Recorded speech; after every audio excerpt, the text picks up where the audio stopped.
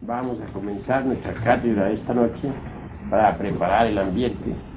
Después haremos algunas curaciones y posteriormente la unción gnóstica.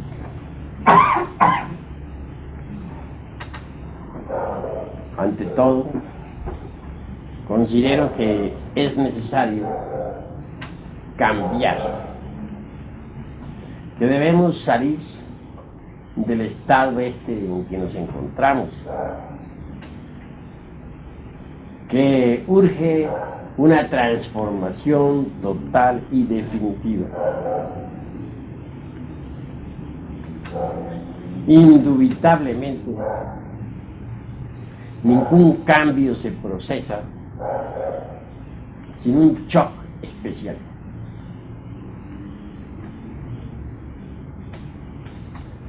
Obviamente, las 7 notas do, re, mi, fa, sol, la, si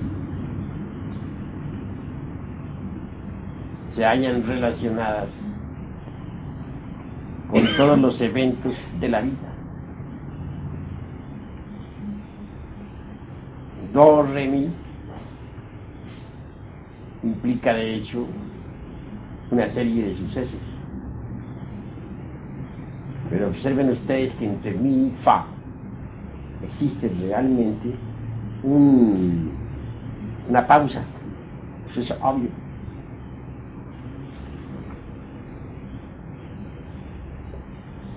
Así pues, fa, sol, la son las notas subsiguientes.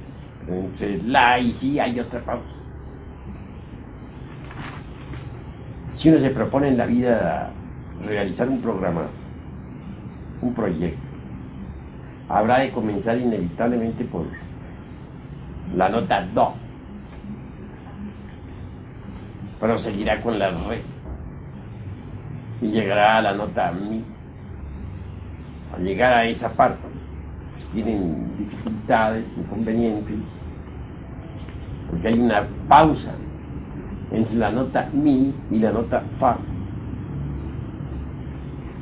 Y entonces tiende la corriente del sonido a regresar al punto de partida original. Como secuencia o corolario, es apenas normal que el esfuerzo inicial decline. El proyecto se puso en marcha, zozobra. Pero si uno lanza un nuevo esfuerzo para atravesar la pausa que va desde la nota mi hasta el fa, es obvio y apenas normal que se mantendrá en línea recta y hasta en ascendente el impulso inicial y el negocio triunfará. Continuando con todo eso, veremos que entre las notas que vienen luego las notas fa, sol, la, pero entre el la y el si hay una nueva pausa. Si no se refuerza el impulso original, la corriente del sonido regresará al punto de partida original y fracasará la empresa o el proyecto o el negocio.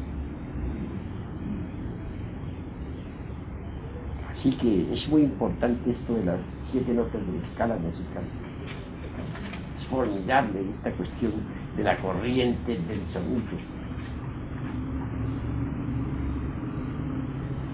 Aquí hay un shock al sonido entre las notas mi y fa, y otro entre las notas la y si.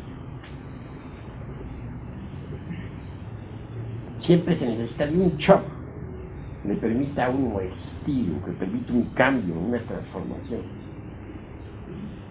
El niño nace, viene al mundo.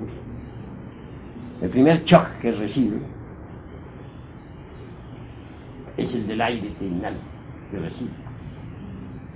Al inhalar el aire, recibir el oxígeno, por vez primera, el niño vive. De manera que nosotros necesitamos de ese shock meramente físico para existir. También es cierto que si, por ejemplo, en vez de respirar nosotros oxígeno, hidrógeno, etc., respiráramos, por ejemplo, monóxido de carbono, se produciría el shock, pero no sería recibido por el cuerpo. El cuerpo rechazar, no aceptaría ese shock y vendría la muerte. En cuanto a nuestra tan cacareada civilización moderna, sucede que necesitaría un shock para no morir, para no ser destruido. Ese shock solo podría ser a través de otra civilización e inmensamente superior a la nuestra. Solo así podría esta civilización no morir. Habría que inventar el tipo de shock para dárselo a esta civilización agonizante. Pero no se ha inventado ese tipo de shock que permita a esta civilización pues transformarse y existir. Obviamente esta civilización pues tendrá que morir por falta de ese shock. Eso es claro. Prosiguiendo hacia adelante, tendremos que contemplar al hombre a la luz del Génesis. Solo así podríamos comprender qué clase de shocks nos llevarían a la autorrealización íntima del ser. ¿Qué nos dice el Génesis? Nos dice que en el principio Dios creó los cielos y la tierra. Los ignorantes ilustrados suponen que se refiere exclusivamente a los cielos macrocósmicos de la tierra meramente física, a la tierra esta en que vivimos. No niego que se refiera también a ella, entre otras cosas, pero específicamente se está refiriendo de forma concreta también al microcosmos hombre. Los cielos son los estados de conciencia dentro de nosotros mismos, dentro del hombre mismo, en niveles superiores del ser. En cuanto a la tierra, es el cuerpo físico del hombre, la tierra filosófica, citada por los alquimistas medievales, la tierra filosófica. Así que en el principio Dios creó los cielos y la tierra, los estados de conciencia superior en el hombre, y la tierra, el cuerpo físico. El Génesis añade que la tierra estaba desordenada y vacía, y que el Espíritu de Dios se movía sobre la faz de las aguas. Se está haciendo alusión aquí al hombre ignorante, simplemente al bípedo tricerebrado o tricentrado, equivocadamente llamado hombre, al animal intelectual, que es tierra desordenada y vacía, que tiene su mente en el más completo desorden. Es un verdadero caos. Únicamente cree en lo que le informan los 5 sentidos, que vive en el mundo de las pasiones animales, que nada sabe sobre lo real, sobre lo esotérico, que es absolutamente ignorante, que nunca ha recibido un rayo de luz que lo ilumine, etc. Es hombre común y corriente, el hombre del mercado, el hombre de la plaza pública, el hombre vulgar de la tierra, citado por por uno de nuestros rituales gnósticos, creo que el de segundo grado, etc. Tipo sensual y grosero. Ese es el promedio de la vida humana. Ese es el promedio de la vida hombre. El promedio de todos los millones de seres humanos o de humanoides que viven actualmente en el mundo. ¿Cómo salir de ese estado? Imaginémonos por un momento que nos levantamos nos subimos a una torre para ver las multitudes humanas. ¿Cómo hacer para que esas multitudes salgan de ese estado en que se encuentran? Ayuda a que cada una de esas personas, que en general compone las multitudes, es tierra desordenada y vacía. Eso es obvio. ¿Cómo hacer?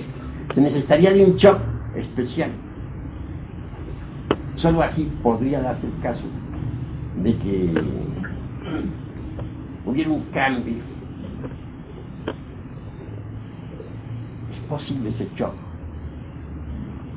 El Génesis dice que creó Dios la luz, dijo hágase la luz fue hecha, que separó a la luz de las tinieblas.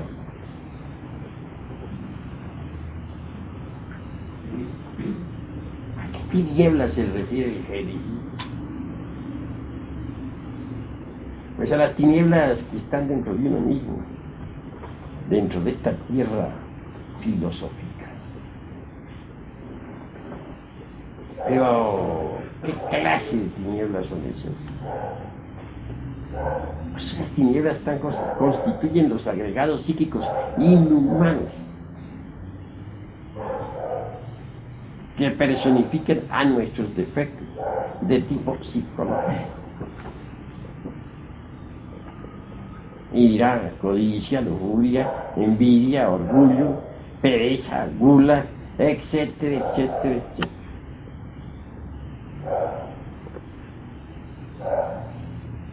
Bueno, he citado únicamente los 7 pecados capitales.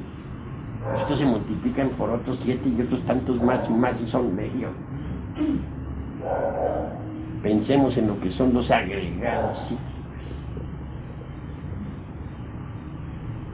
Ya Virgilio, el poeta de Mantua, aunque tuviéramos 1000 lenguas para hablar y para dar día cero, no alcanzaríamos a enumerar todos nuestros defectos cabalmente.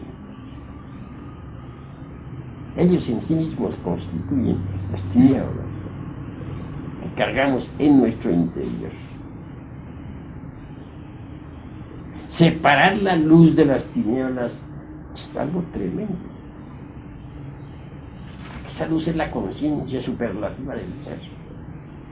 Arrancársela a las tinieblas, es decir, desembotellar la conciencia, extraerla entre cada agregado psíquico inhumano, de hecho implica terrible superesfuerzo que hay que realizar en uno mismo y dentro de uno mismo, aquí y ahora.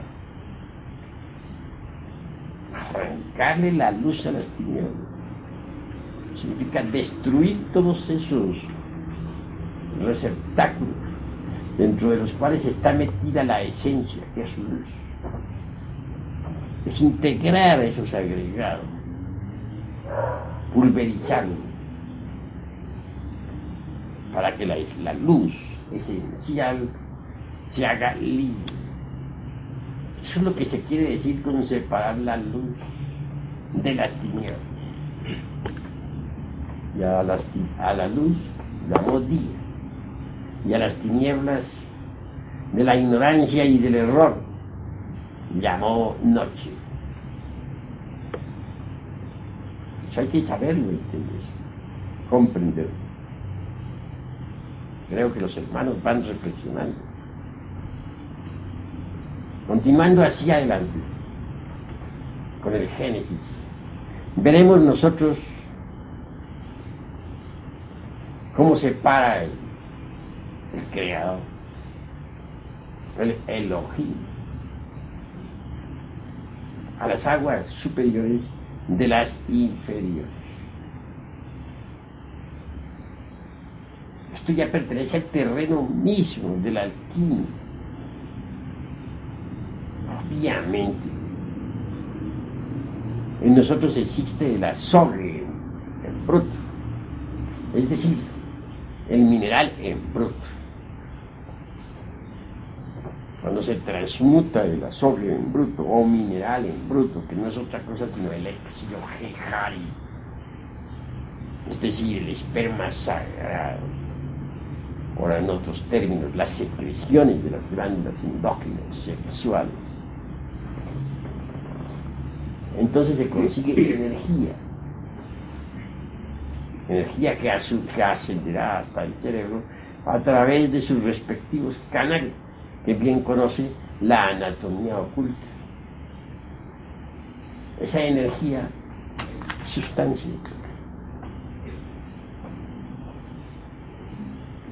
Tengo entendido que hemos llegado a un monismo en que energía y masa ya no se diferencian, porque esa energía creadora del tercer logos es sustancia a la vez, sustancia que sube por los canales espermáticos hasta el cerebro. Esa sustancia energía indubitablemente es el alma metálica del esperma sagrado, del exiohejari.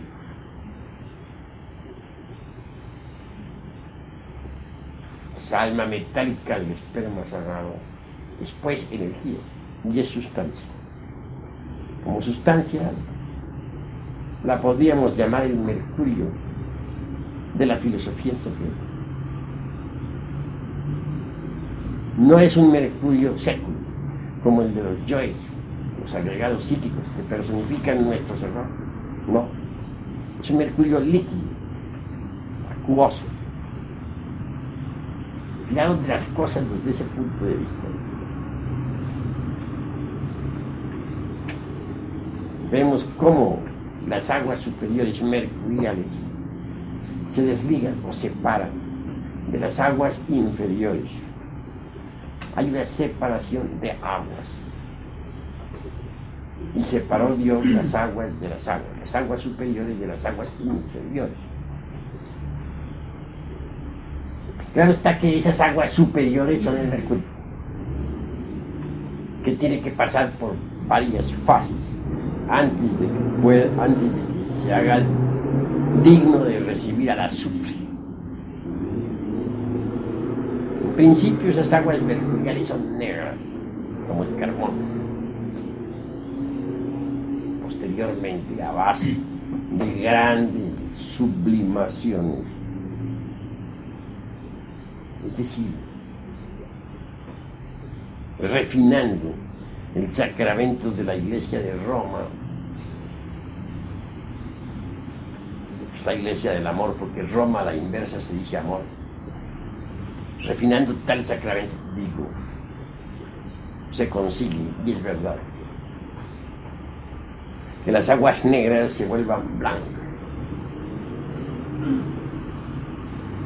y posteriormente amarillas.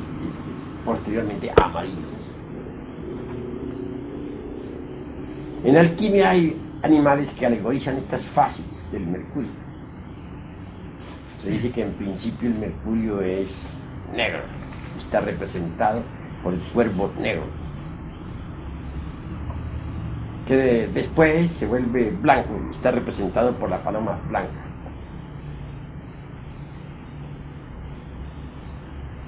Que luego se vuelve a amarillo, está representado por el águila amarilla.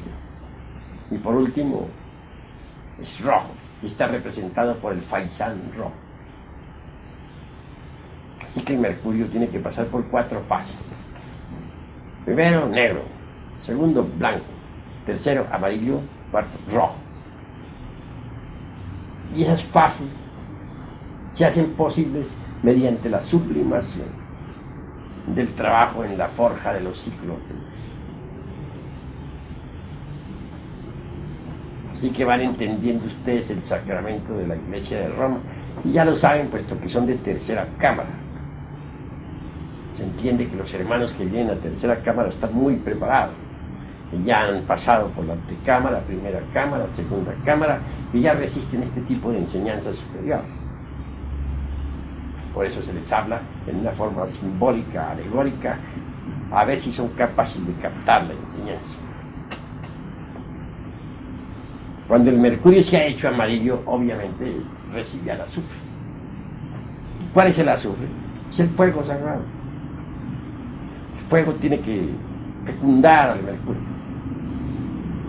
Así que mezclado el fuego con las corrientes del mercurio, asciende por el canal medular espinal hasta el cerebro. Hablamos de las aguas superiores. ¿Y dónde dejaremos las aguas inferiores? Las hay. Las aguas inferiores, y en principio eran negras, después o turbias, después tienen que volverse completamente claras, volverse cristalinas, como vidrio líquido, flexible, maleable. Esto es lo que se llama separar las aguas de las aguas para que surja la seca, la cual se llama tierra. Pero ¿cuál seca? ¿A qué seca nos estamos refiriendo? ¿A qué seca alude el Génesis? Pues a los cuerpos existenciales superiores del ser. A eso alude el Génesis. Obviamente este mercurio ascendente, mezclado con el fuego sagrado o azufre, lleva también cierta cantidad de sal sublimada, y cristaliza en nosotros, dentro de nosotros mismos, de acuerdo con la ley de las octavas. Sal, azufre y mercurio revueltos reciben un nombre en alquimia. Se les denomina azoe.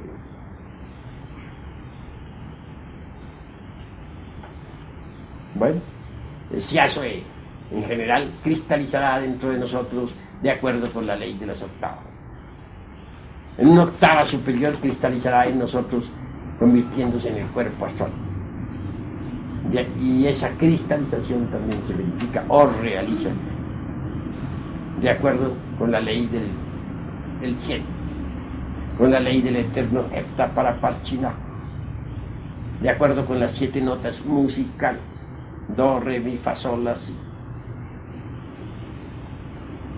En una segunda octava viene a cristalizar con esas mismas notas de la escala, la sal, el azufre y el mercurio, en el cuerpo de la mente. Y por último, en una tercera cristalización viene a concretarse en el cuerpo causal o cuerpo de la voluntad consciente.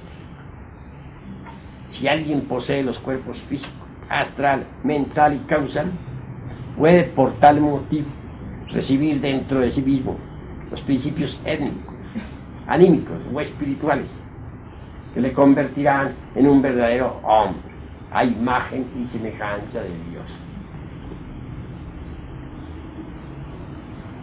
Todos los procesos que están en la alquimia, donde se hace alusión se hace alusión a la hierba verde, a todo árbol que dé fruto, es interior.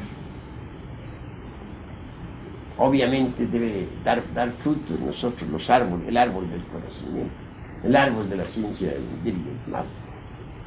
La semilla de sabiduría debe germinar en nosotros. Las lumbreras del espíritu deben iluminarnos. El sol espiritual debe darnos vida. Hasta que al fin, tantos trabajos de la alquimia, eliminando los agregados psíquicos inferiores, domando los peces y los animales que dentro de nosotros tenemos, y haciéndonos reyes y señores de ellos hasta destruirlos. Aparece entonces el hombre hecho a imagen y semejanza de Dios en el 6º día de la creación. Pero todavía no es por tal motivo el hombre viviente. El hombre, el 6º día, está hecho únicamente a imagen y semejanza de Dios, pero no es el hombre viviente. El hombre viviente es el hombre del séptimo día. Ese sí es el hombre viviente.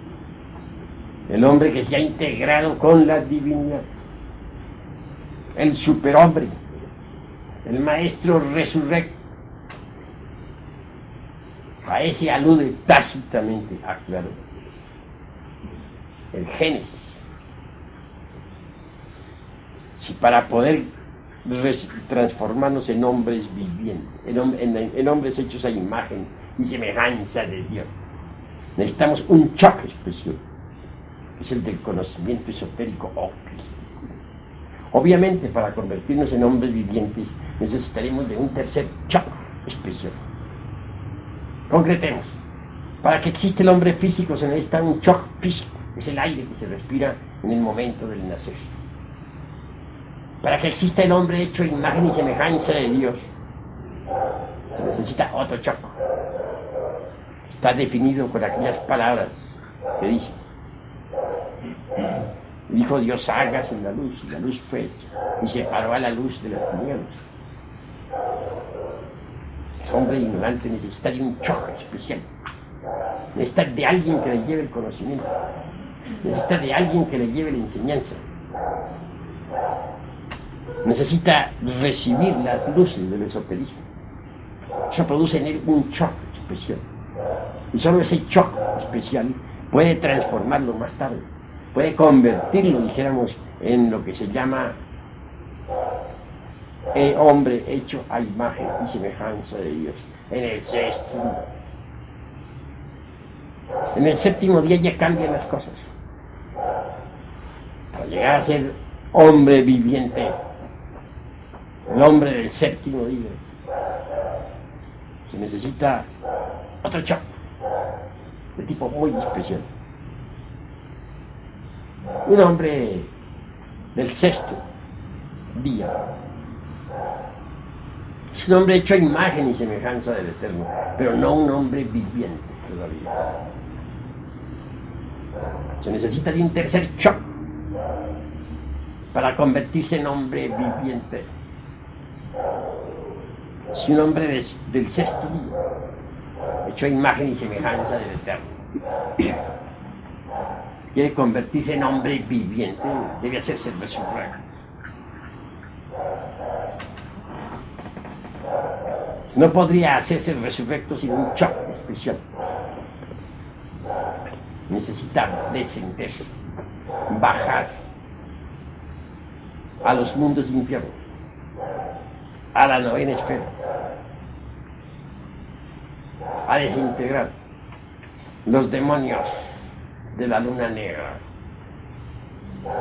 Ya les he explicado muchas veces a ustedes que hay dos clases, que la luna psicológica tiene dos caras, la que se ve y la que no se ve, así como la luna visible tiene dos caras, la que se ve y la oculta que está del otro lado.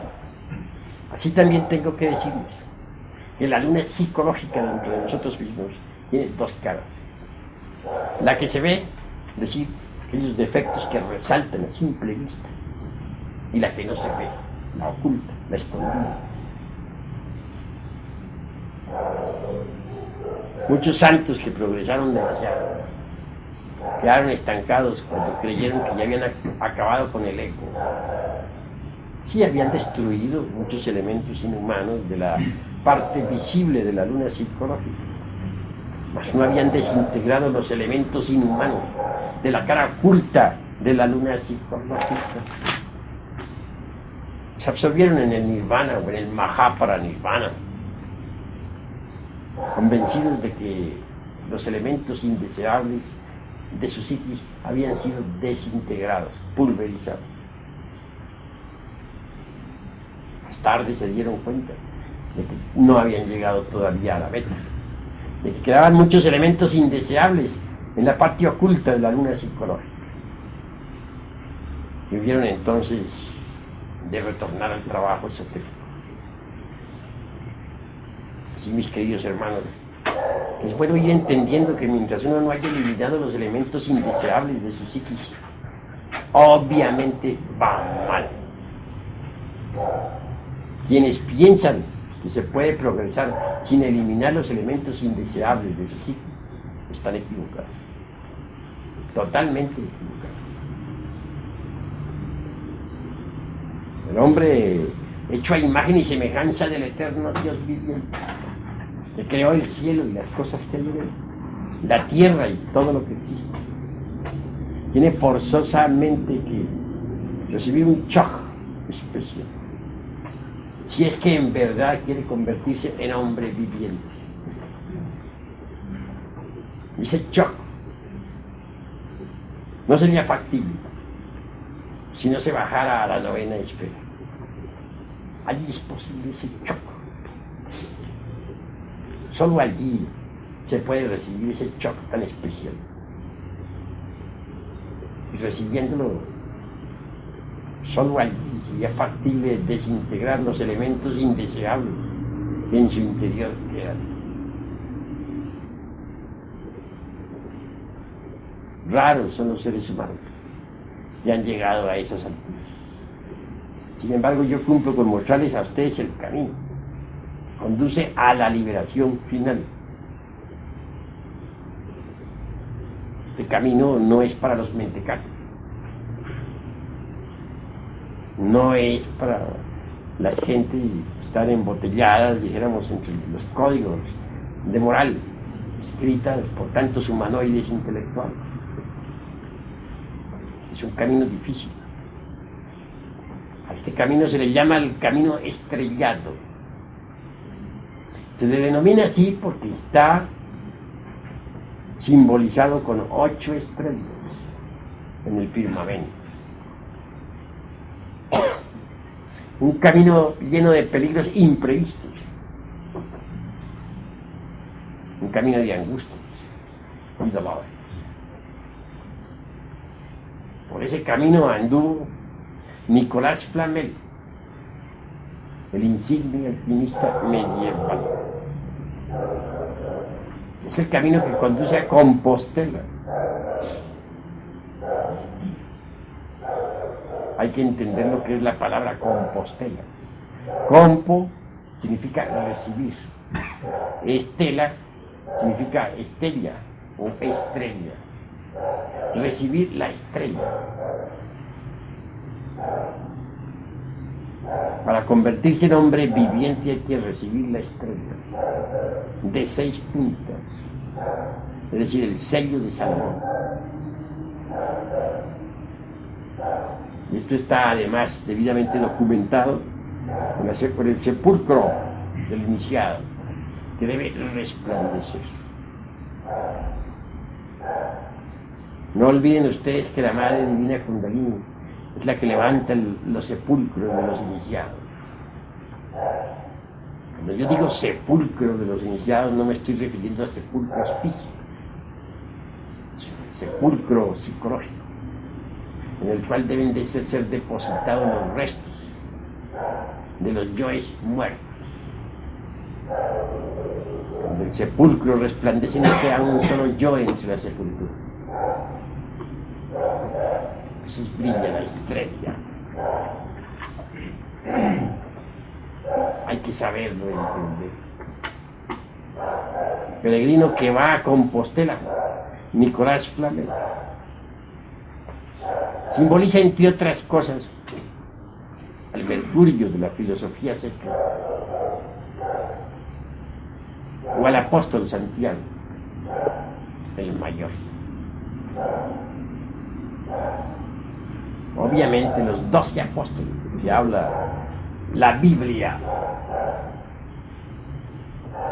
no son meramente 12 apóstoles históricos, como suponen los ignorantes ilustrados. No, esas 12 potestades están dentro del ser de uno. Son 12 partes autónomas y autoconscientes y hasta autoindependientes de nuestro propio ser individual particular. De esos 12 apóstoles, más interesante, no hay duda, es el de Santiago, el mayor. Que Santiago representa el Mercurio de la filosofía secreta. y el mercurio es el fundamento de la gran obra. Santiago es, dijéramos, el bendito patrón de la gran obra.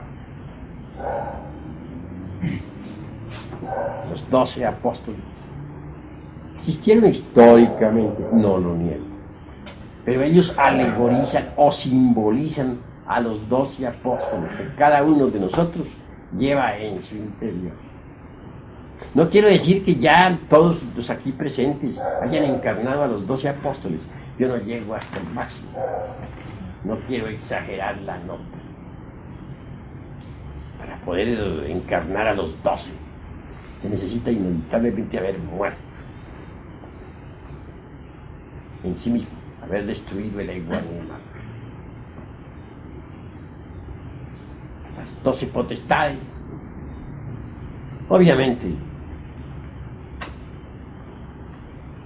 fueron depositadas por el Salvador en el vientre de la Madre Divina Kundalini. De allí surgen a la manifestación, vienen y entran en nuestro cuerpo físico. No se confunda a las 12 potestades con las 12 facultades. Ciertamente tenemos 12 facultades, o sea, 5 sentidos ordinarios y las 7 iglesias del Apocalipsis de San Juan. Esas 12 facultades no son las 12 potestades, pero sí se relacionan en una u en otra forma con las 12 potestades. Sí, mis queridos hermanos, Santiago, por ejemplo, representa la gran obra. Y dijéramos, las enseñanzas relacionadas con la gran obra vienen del Padre de todas las luces y llegan a la mente a través de Santiago, del apóstol. No pensemos en el Santiago histórico, repito, estoy hablando del Santiago particular de cada uno de nosotros. Dentro de nosotros están las 12 potestades, están los 24 ancianos, están los 4 que dije, los 4 elementos, etcétera, etcétera, etcétera. El ser de cada uno de nosotros parece un ejército de niños, de infantes. Cada una de las partes del ser goza de autonomía, autoconciencia, autoindependencia, que necesitamos nosotros perfeccionar. Cada una de las partes del ser, eso es real, eso es cierto y de toda verdad. Pero eso solamente es posible eliminando los elementos subjetivos de las percepciones. Perfeccionar la parte superior del ser es muy difícil. Quien logre perfeccionar la parte superior de su propio ser recibe el grado de Ismech. Son pocos los que llegan a esas alturas. Hemos de empezar, claro está, a crear dentro de nosotros mismos al hombre hecho a imagen y semejanza de Dios. Este hombre no podría surgir a la existencia sin un choque especial. Ese choque es el de la gnosis, es el de la luz. Lo va a sacar del estado caótico en que vive y lo va a convertir en un hombre autoconsciente. Pero si ahí nomás nos quedáramos, andaríamos mal. Necesitamos convertirnos en superhombres. Necesitamos crear dentro, hacer surgir dentro de nosotros al hombre viviente del séptimo día. Para ello se necesita también de un choque especial que los ignorantes ilustrados no entienden.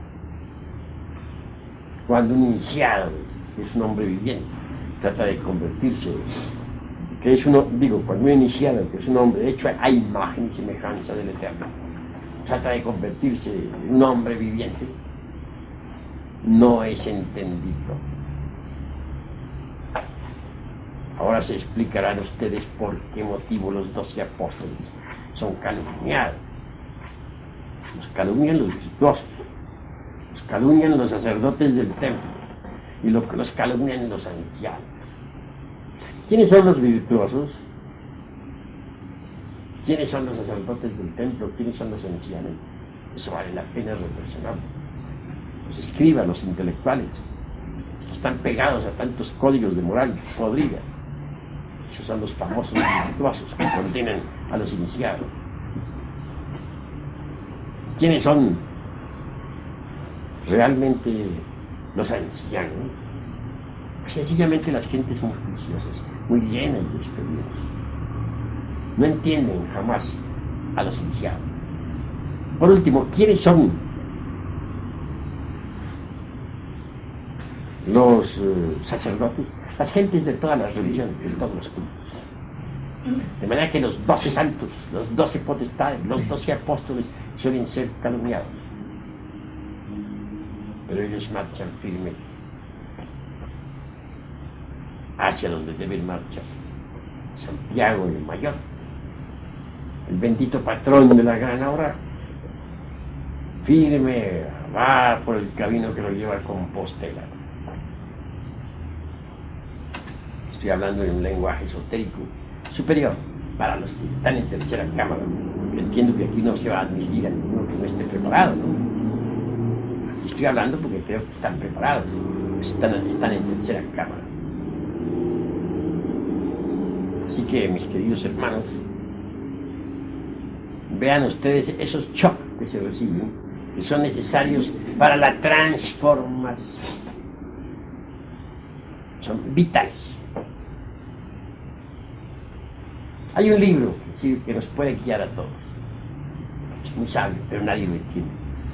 Cualquiera de ustedes lo puede comprar en el mercado. Se vende por montones. Pero nadie, teniéndolo en su mano, y nadie es capaz de abrirlo. ¿Quién es digno de abrir el libro y de desatar sus sellos? Ninguno podía, ni en los cielos ni en la tierra.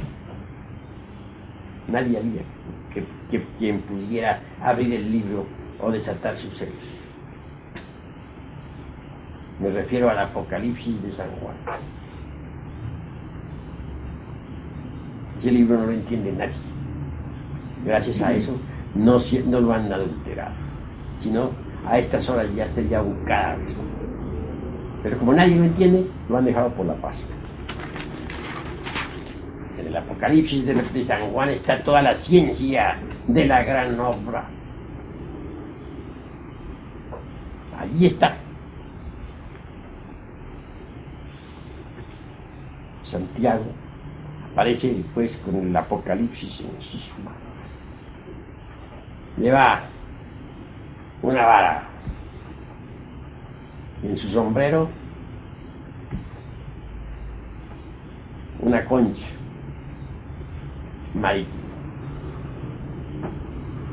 Se apoya en su báculo, vara. Con la otra mano empuña el Apocalipsis enrollado, y en su sombrero luce pues la concha.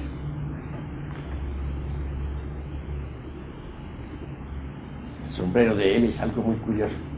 Está hecho como cosa rara con una calabaza. Recordemos que precisamente en la Edad Media muchos místicos tenían el agua bendita en una calabaza, el agua sagrada, es decir, el mercurio de la filosofía secreta. El Apocalipsis puede guiarnos si nosotros recibimos enseñanzas del Padre de todas las luces.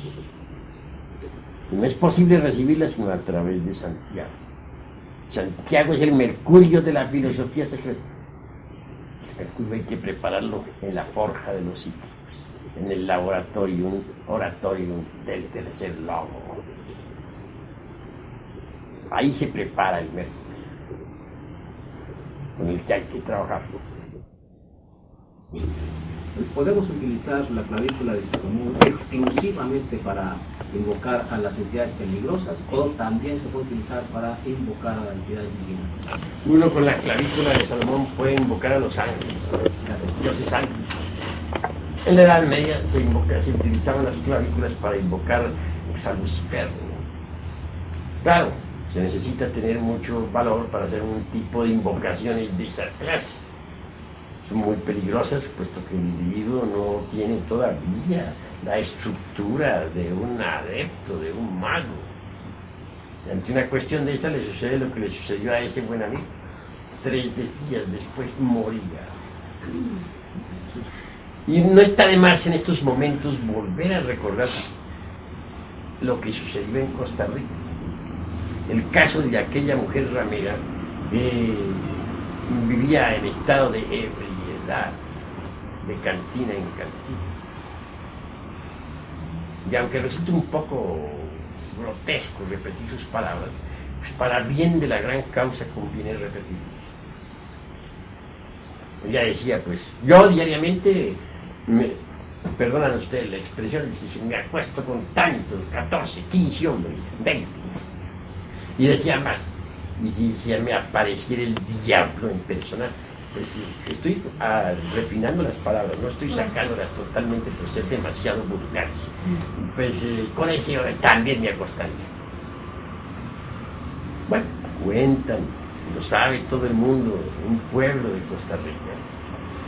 Ciertamente, un día de esos tantos llegó a visitar a la tal mujer un aparente marino. Naturalmente, la requirió de amores y también se acostó con él.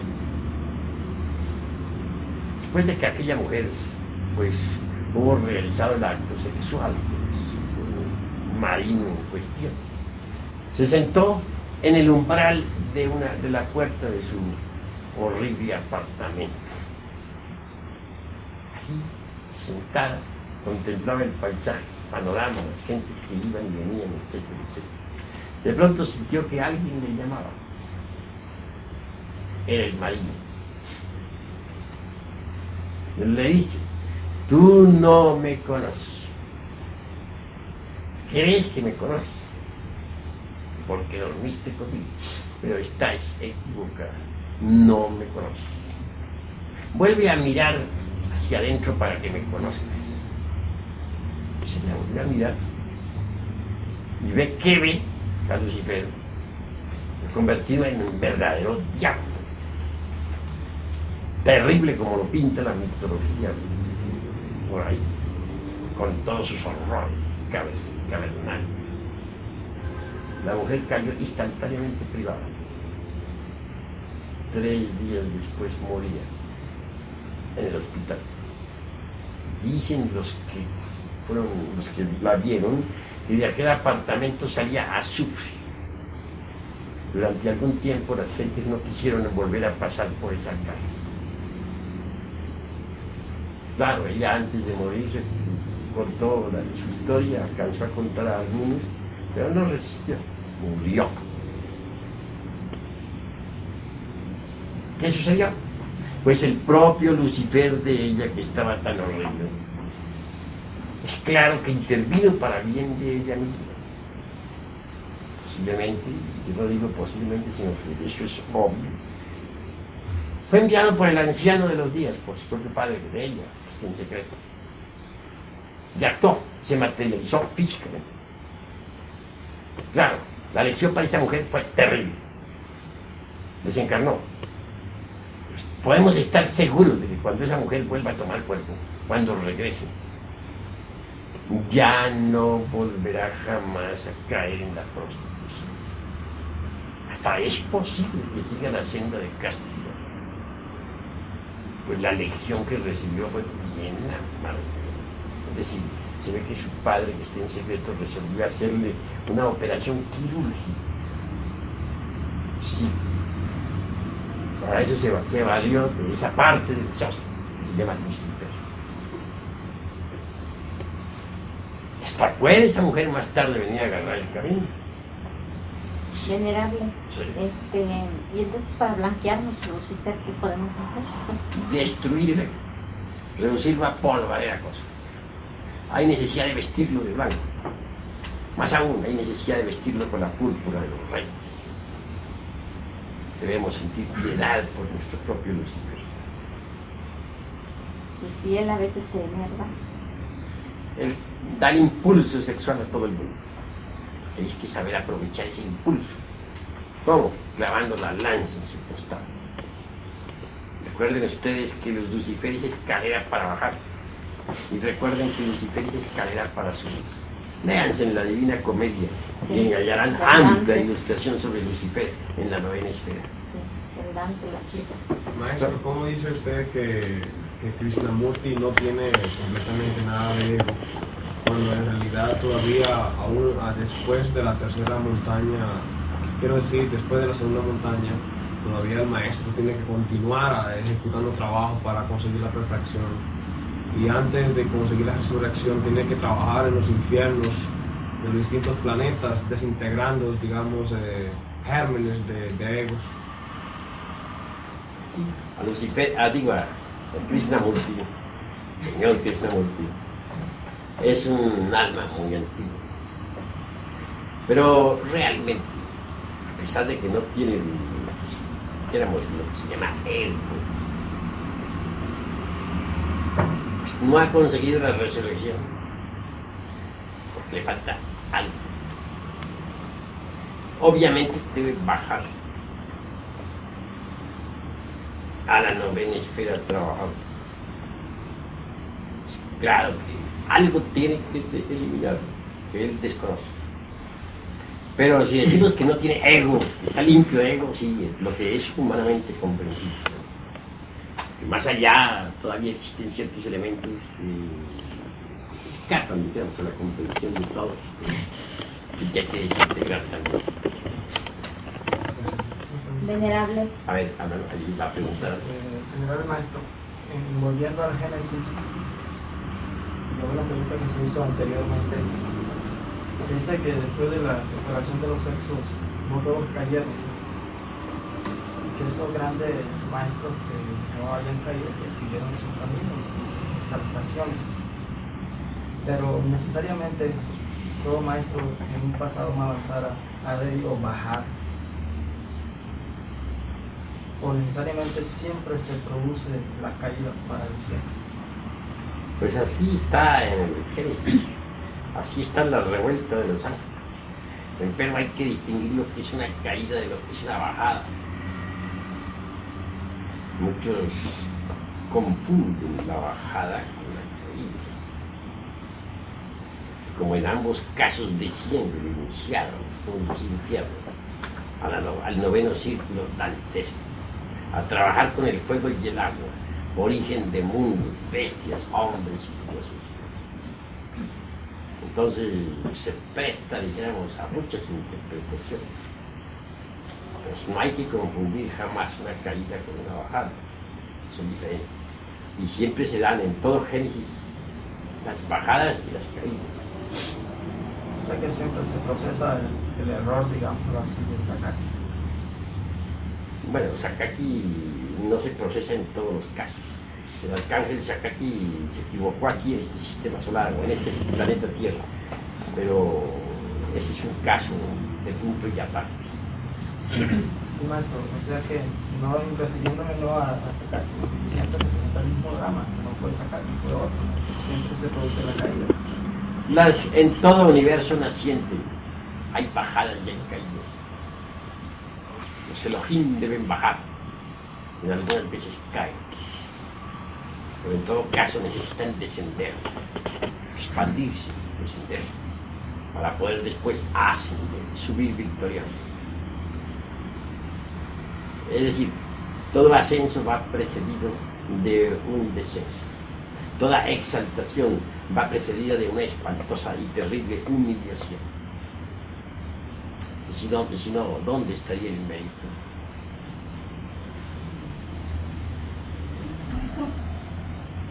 Cuando un maestro se sumerge en el Supremo Absoluto, ¿se convierte en una heroína?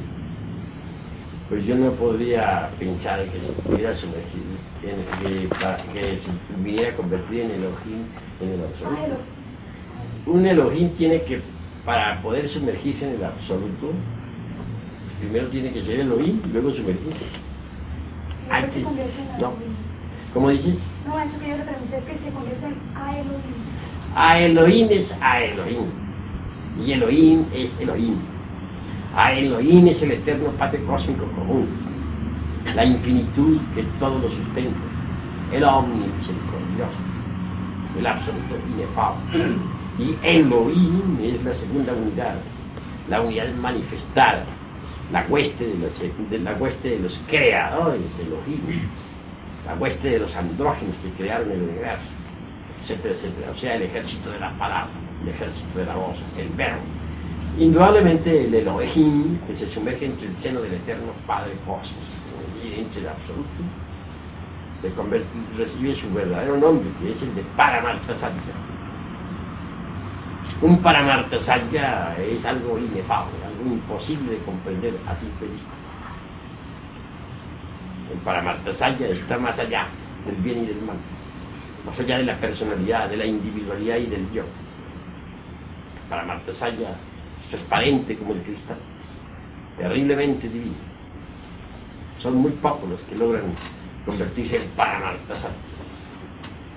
Maestro, volviendo al Lucifer, el Lucifer como uno tiene que blanquearlo, ¿no? O sea, convertirlo en el brillante, ¿no?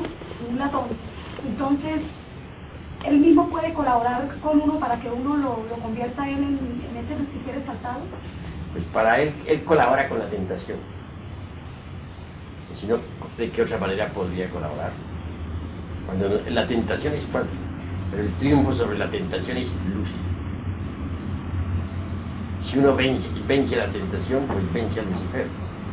Al vencerlo por el mismo cuerpo de Lucifer, sobre las espaldas de él, triunfa uno, sube.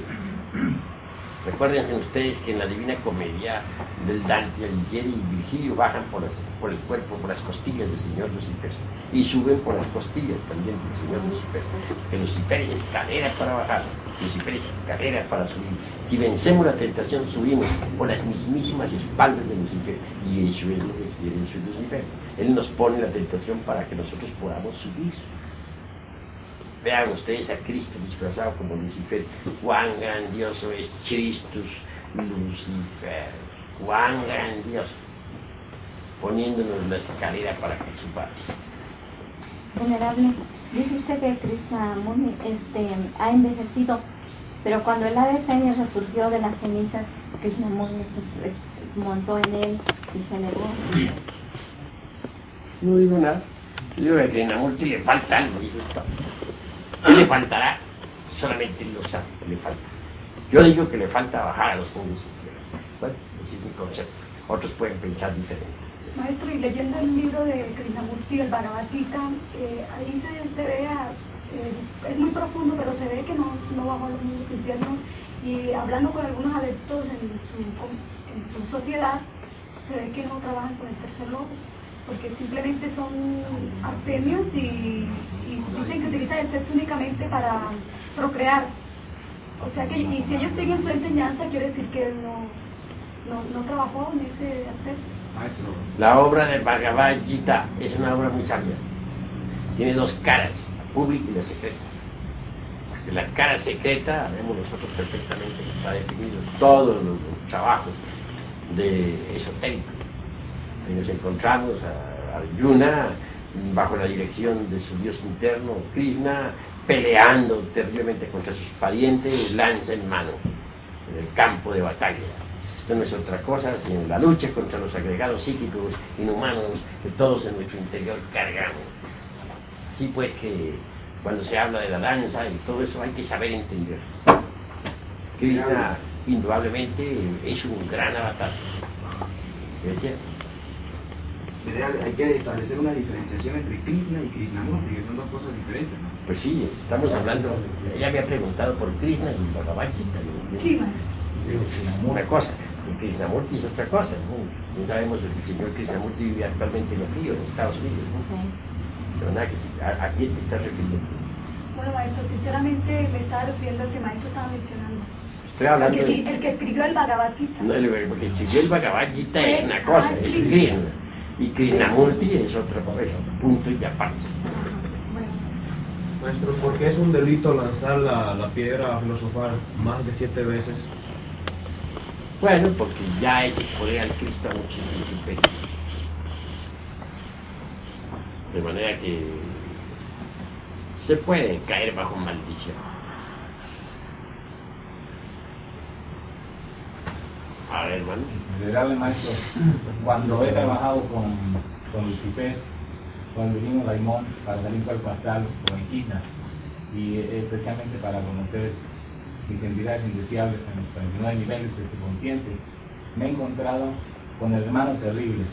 ¿Lo debo vencer o debo ser amigo del hermano terrible? Puedes vencerlo, si quieres vencerlo. Pero recuérdese que todo eso es simbólico. Recuérdense que lo que nos interesa a nosotros es prácticamente la muerte del mí mismo, del sí mismo. Mientras un hombre no pase por la muerte del ego, mientras no sea decapitado, pues obviamente marcha por el camino del error. Para algo nos interesa el señor Lucifer, porque nos sirve de escalera para subir. Y eso es todo, y es desde ese punto de vista interesantísimo, importante, y es lo que en esta cátedra especialmente nos debe interesar. Me refiero específicamente a esta cátedra. La muerte del ego animal es fundamental. A ver, hermano. Nuestro, volviendo al Génesis, ¿no? Y donde dice la Biblia que el hombre estaba solo, recibiendo la separación de los sexos. Se produce un Brahman. La pregunta sería lo siguiente: existiendo el poder luciférico, ¿qué razón de ser tenía entonces el darle a la humanidad el órgano fundamental? Pues fue necesario en una época, hubo errores de cálculo, es otra cosa. Obviamente que cada máquina volcánica capta determinados tipos de energía cósmica, que luego transforma y retransmite a las capas anteriores del organismo planetario en el que viví. Como quiera que en esa época lemúrica, en que sucediera esto que tú estás preguntando, pues la Tierra no tenía estabilidad, la corteza geológica se estremecía, habían incesantes terremotos. Se consideró necesario pues, que esa máquina que sirve para transformar energías equivocadamente llamada hombre, pues fuera readaptada, y se le dio el abominable órgano contartiguado.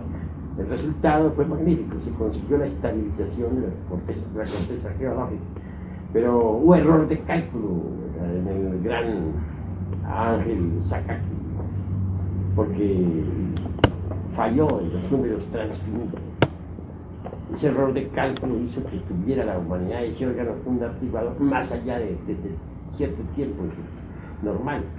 Es decir, se le fue la mano al arcángel Sakaki. Y el resultado fue que cuando desapareció el abominable órgano, debido a la intervención del arte físico-químico común, Serafín Ángel lo hizo. Quedarán siempre las malas consecuencias del abominable órgano fundamental en el organismo humano. Esas malas consecuencias son los agregados psíquicos inhumanos que todos nosotros en nuestro interior cargamos. Me refiero en forma enfática a los yoes, que personifican nuestros defectos. ¿Qué me decías, hermano? Sí, podemos establecer que Lucifer es el propio instinto sexual. ¿El perro guía? ¿El qué? ¿Perro guía? Sí, mirado desde ese punto de vista. En el fondo, Lucifer es la reflexión del logos en nosotros. Quien da ese impulso, si logramos clavarle la lanza a Lucifer, dominando el impulso sexual, pues subimos de grado en grado por el mismo cuerpo del señor Lucifer. Por eso les decía a ustedes en forma jocosa que si queremos verdaderamente llegar a la autorrealización íntima del ser, necesitamos tener por compadre al diablo. O sea que para realmente pulir el mandamiento de Roma hay que blanquear el latón. Pues el latón no se blanquea, sino se refina el sacramento de la Iglesia de Roma. Si se refina el sacramento de la Iglesia de Roma, se blanquea el latón. A condición de trabajar sobre los agregados psíquicos inhumanos que en nuestro interior cargamos, para destruirlos con la lanza de Longinus. Maestro, sabemos que un maestro es, por decirlo así, rey de la naturaleza, y de que los elementos, por ejemplo, como los gnomos y pigmeos de la tierra, le obedecen al maestro. Cómo en tratar de arreglar esos problemas que existían en las capas de la tierra no fue, digamos, no se pudo hacer por medio de órdenes de los inefables maestros, digamos, ordenarle a los gnomos y pigmeos que ejecutaran el trabajo. Pues los maestros no son empíricos, trabajan con las leyes de la mismísima naturaleza, imitan a la naturaleza y con la naturaleza transforman a la naturaleza. Así está estipulado en Saint-Beuve, el gran alquimista medieval.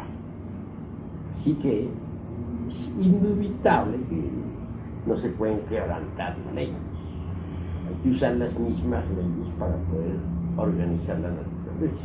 O sea que eso hubiera sido casi como así un salto que hubiera dado la naturaleza. Sería empírico lo que tú estás diciendo. Hay que trabajar de acuerdo con las reglas según arte.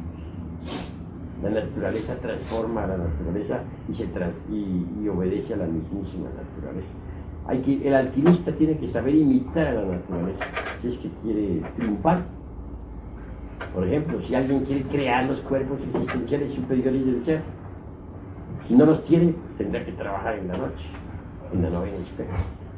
No en el día, ¿por qué? Porque en el día los rayos solares están activos y son ellos perjudiciales para toda generación.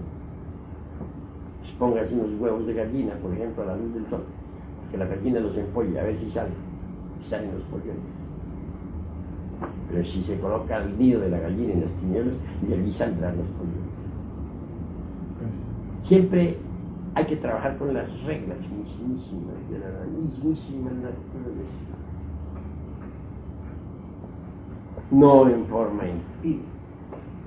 Todo tiene su ciencia y los maestros tienen que actuar de acuerdo con las reglas de la ciencia, según arte. Maestro, ¿será verdad que Lucifer se puede utilizar para hacer pactos para conseguir dinero? Mi padre, cuando yo estaba pequeña, me contaba que un día había ido a un monte y había cogido un gato y lo había echado a hervir vivo en una vasija de cobre, y que luego tenía que salir con esa agua, rebullirle y pronunciar una palabra y luego salir a un camino en cruz y pasar con una pluma en la boca, y ahí se le aparece a Lucifer y descargar la pluma a Lucifer. Entonces que el Lucifer le decía que le pidiera lo que quisiera y que él pues que le quería pedir riquezas. Entonces Lucifer se puede utilizar para esas cosas. Claro que él no lo alcanzó a hacer completo porque se asustó, ¿no? Pues la realidad es que las gentes con esas operaciones de magia negra lo que hacen es invocar a los demonios, pero no a Lucifer. No, Lucifer. No, Lucifer no. Él no se presta para esas cosas. Él es la reflexión del Logos, del Cristo mismo dentro de nosotros, el Christus Lucifer, es sagrado. Cuando mucho nos provee de la tentación, y eso para nuestro bien. Sí, hermano. ¿Cómo podríamos nosotros diferenciar, digamos, al yo sensual del impulso luciferino? ¿Del qué? El impulso luciferino, ¿no? Del Lucifer. Pues despertando la conciencia. Los dormidos no saben de esas cosas. Dormido está y confunde la gimnasia con la magnesia una y un millón de veces. Claro. Bueno, a ver, hermano. Maestro, disculpe, como disciplina, se puede, digamos, normalizar que uno haga preguntas de tercera cámara, porque muchas veces somos instructores y estamos haciendo preguntas de primera cámara. ¿Se puede como disciplina ir normalizando ese criterio? Bueno, estamos en tercera cámara. Yo entiendo que las preguntas que se están haciendo son de tercera cámara, ¿no? Como hemos oído preguntas de primera cámara, pues le pregunto la pregunta. ¿Y se puede hacer preguntas de primera, de segunda o solo exclusivamente de tercera cámara? Pues volvemos otra vez a la cuestión consciente. Este grupito, aunque esté en tercera cámara, todavía no está despierto. Y entonces el maestro tiene que ser pues lo suficientemente comprensible como para poder dar la clase. Porque si no se convirtiera en un personaje, dijéramos, reaccionario, un personaje duro, todo, pues naturalmente no sería capaz de dar la clase. Hay que tener, digamos, comprensión para con los estudiantes. Aunque sea la clase de tercera cámara, pues no todos logran comprender la totalidad y hay que tratar de bajar a su nivel para que ellos puedan entender. Entendido. Néstor, dice que Lucifer es escala para fin de bajarla. Y entonces, ¿qué sería de nosotros si él no existiera? Pues sería inconcebible la existencia también de tu persona. Si Lucifer no existiera, tú no existirías. Para que tú existas, se necesitó de un impulso sexual. Yo, que hizo que el padre y la madre tuyo te trajeran al mundo, te fabricaran ese cuerpo físico que actualmente tiene. De verdad que si Lucifer no existiera, no existirías tú, ni existiría ninguno de los aquí. Esa es la cruel realidad de los demás. Pero Lucifer no es un individuo aparte, como ese diablo que ponen los curas allá, un tenedor enorme y gobernando el universo. No.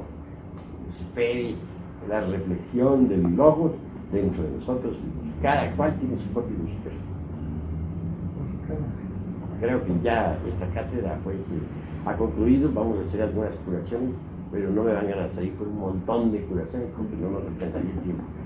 Un niñito que le iban a traer, una hermanita que, bueno, me habló de asuntos psíquicos, y eso como una excepción, porque en tercera cámara no se hizo eso. El niñito que lo trae.